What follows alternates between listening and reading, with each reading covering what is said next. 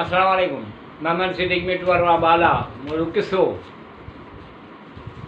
एहसान भलाई नसीब भाग अकुल मसरूर शाद आबाद। पाठ नंबर 45। बनी हाशिम उन ॾींहं में मौसम जे में दरे खां ॿाहिरि ईंदा हुआ, ख़रीदो फ़रोख़्त करे वरी दरे में वापसि हलिया वेंदा हुआ। उन विच में ख़वाए केतिरी ज़रूरत हुजे, बुख हुजे, सामान ख़तमु थी वियो हुजे, पर कुरैशन जे डप खां ॿाहिरि कोन निकिरंदा हुआ। हिकु मरतबा कुरैशन अबू तालिब अलैहिस्सलाम जिन खे पैगाम मोकिलियो त तव्हां मुहम्मद सल्लल्लाहु अलैहि वसल्लम जिन खे असांजे सुपुर्द करियो त असीं उनखे क़त्ल करियूं, तव्हांखे बादशाह बनायूं। जनाब अबू तालिब अहिड़ो कसीदो उन जे जवाब में चयो, चयाईं जेसीं ताईं आउं ज़िंदा आहियां हज़रत सल्लल्लाहु अलैहि वसल्लम जिन जी मदद ऐं नुसरत तां हथु कोन खणंदुसि।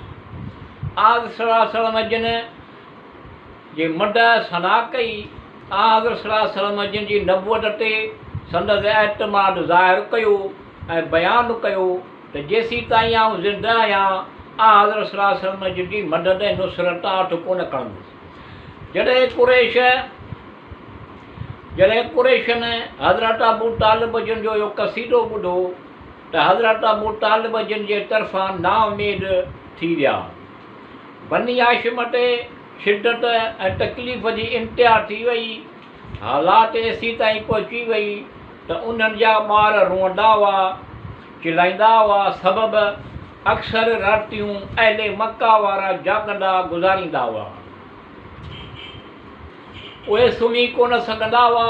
उन्हनि मां अक्सर संदन उन अहद ते पेशेमान थिया, पर अहदनामो जो लिखियूं उन जे ख़िलाफ़ु कुझु करे कोन सघंदा हुआ। जॾहिं सुबुह जो कंहिं ॿिए वटि गॾु थींदा हुआ ऐं हिकु ॿियनि खां हालात पुछंदा हुआ त बैज़ उन्हनि मां चवंदा त राति बुख जे सबबु बनी हाशिम जे ॿारनि जे रुअण जे करे असांखे निंड ई कान आई।